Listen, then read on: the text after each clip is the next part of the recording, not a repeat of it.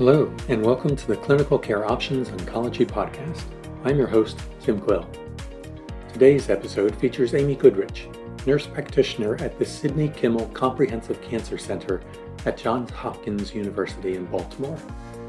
She will be providing an overview of some of the common adverse events associated with BTK inhibitors and recommended management approaches.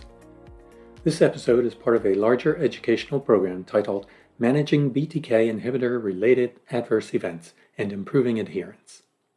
For more information on our presenter, along with a link to the complete program, including downloadable slide sets, please visit the show notes for this episode.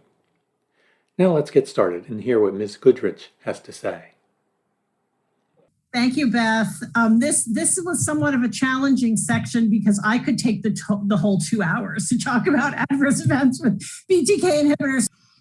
Here is a slide showing the selectivity of BTK inhibitors. So, we see Ibrutinib, our first generation drug, with the most off-target hits versus Acalabrutinib and Zanubrutinib. And so that drives much of the side effect profiling. And this is really the reason, because it's hitting EGFR, they hit, TEC, they hit ITK, they hit different targets as well as BTK. So we are seeing side effects potentially from hitting those other targets. And as we get more generations of these drugs and smarter drugs, the goal is to leave those other targets alone.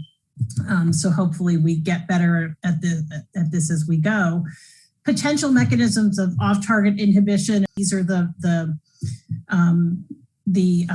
mechanisms of action thought for AFib, bleeding, infection, and those arthralgias that we see. And again, we're learning more and more about all of this every day. So 6 months from now, this is likely to be updated or obsolete or confirmed.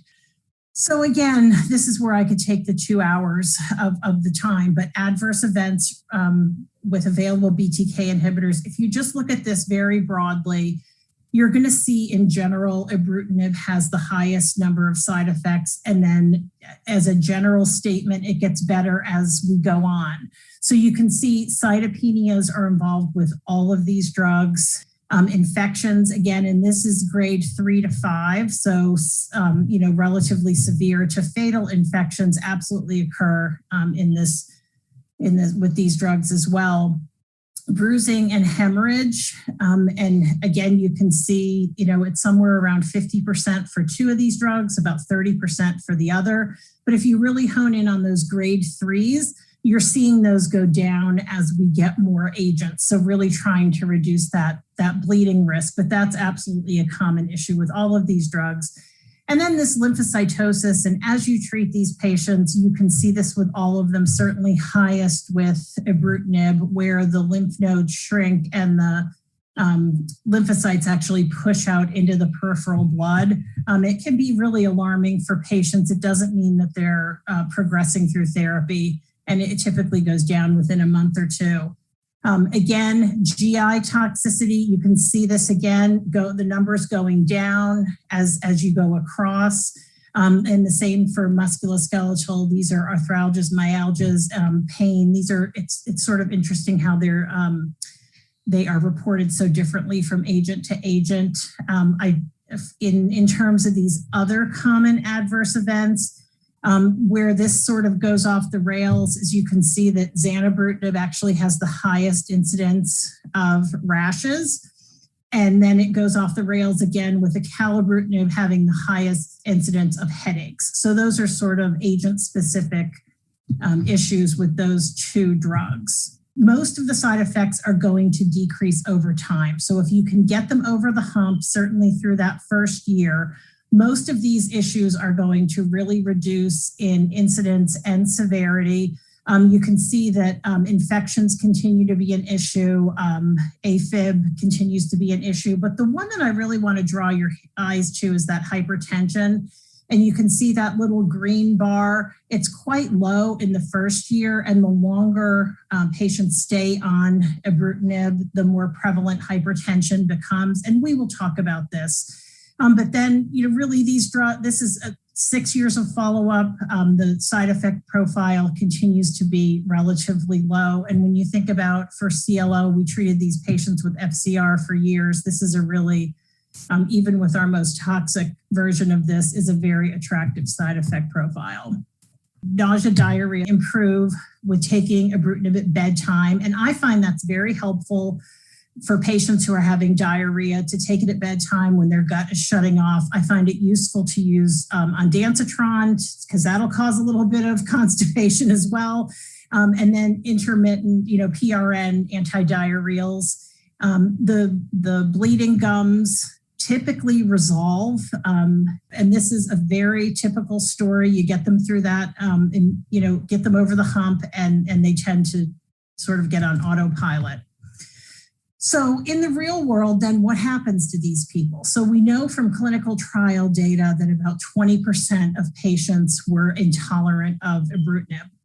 But in the real world, this was a retrospective analysis of about 616 patients in clinics and on clinical trials. The discontinuation rate after 17 months is about 42%. And so you can see the biggest reasons that patients discontinue are certainly in frontline arthralgias and AFib, and we'll dive into those specifically in my second talk. But this is where getting on top of side effects and managing them aggressively and well really can extend the amount of time that you have patients on Ibrutinib. And so what happens? So if patients are intolerant of Ibrutinib, for most patients, they get switched to acalabrutinib. And this is a small study, and there's a larger trial coming, but the majority of this small number of patients did not occur or occurred at a lower grade. There was a very low incidence of the grade staying the same or having a higher grade. And then the overall response rate remained very high and the 1-year progression-free survival was very high. So we didn't trade toxicity for, we didn't compromise efficacy to try to improve toxicity. But thinking about managing these adverse events with BTKs, so again, the lymphocytosis typically resolves within a few months. The headaches that occur most commonly with acalabrutinib, they tend to be low grade. Typically, if patients take acetaminophen and caffeine, it takes care of those and they just cycle themselves out. Again, avoid NSAIDs due to that increased risk of bleeding. Rashes can be either very asymptomatic petechial-like rashes, or they can be eruptive with pustules. And so those should be managed as you would any rash. Folks might need a derm consult. Severe cases may require oral corticosteroids or dose interruptions or reductions. And then all of these drugs have a risk of second primary malignancies, skin cancers being the most common. And really, we should be having all of our patients avoiding sun exposure and seeing dermatologists regularly. So going on to hemorrhage and bleeding. So as I said, this is very common in this class of drugs. The risk of catastrophic bleeding is quite low, but it does happen. There is increased risk for folks on anticoagulation or antiplatelet therapy. It is really critical that you educate patients to hold it 3 to 7 days before and after any procedures. I tell patients for dental work, 3 days. Certainly if they're having a knee replacement, you're doing 7 days. So there aren't hard and fast rules, but they really need to be aware that they need to be holding and letting you know what kind of procedures they're going to have. Infections, there's an infection risk with all of these drugs, and you can see the infections that can occur. Certainly those on long-term corticosteroid use or folks who are immunocompromised. So most of these folks that you're going to start are relatively newly diagnosed, but we all have these groups of patients who they have been through FCR and BR and all of these other things, and now they're on our BTK inhibitors. They're certainly at higher risk for infection. And you're just going to monitor. And, unfortunately, there are no standard guidelines or recommendations for prophylaxis. So you've got to tailor that to the patient in front of you. And then there, clinicaloptions.com, you can find this great BTK inhibitor management tool, assessment and management tool.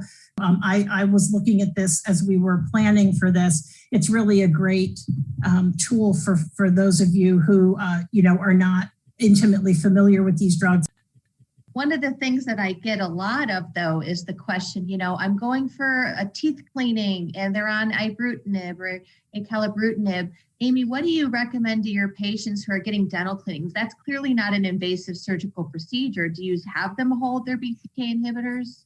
So the people who get deep cleanings, who have a lot of issues with plaque, and they know who they are because they go every 3 months. Those people, yes, I do have them hold because that's really quite invasive. But if they're getting a root canal or something like that, I do 3 days before. Yeah. But just a routine cleaning where they're not going to bleed much, they don't have to hold. But certainly if someone comes in and says, hey, I had my teeth cleaned and I bled for days, then I'll say to them, hey, hold that next time. Yeah. So reasonable. Real quick before we go to your next segment, Amy, I want to ask Sandy something. What's your experience in headaches and Acalabrutinib? I know we're going to talk more about that. Yeah. I know it's mild and annoying. Do you ever have anybody have to stop Acalabrutinib because of the headaches? No, I find that they get better with time. And then we focus a lot on making sure that they're well hydrated. And I just want to throw in with headaches. I have seen people with migraines really have an uptick in their migraines, but then it cycles out just like those folks who don't have migraines. So don't let that alarm you if you have someone with migraines who needs to be taking their meds a whole lot more often. I agree. Yeah. Thank you very much, Ms. Goodrich, and thanks to you, the listeners, for joining us.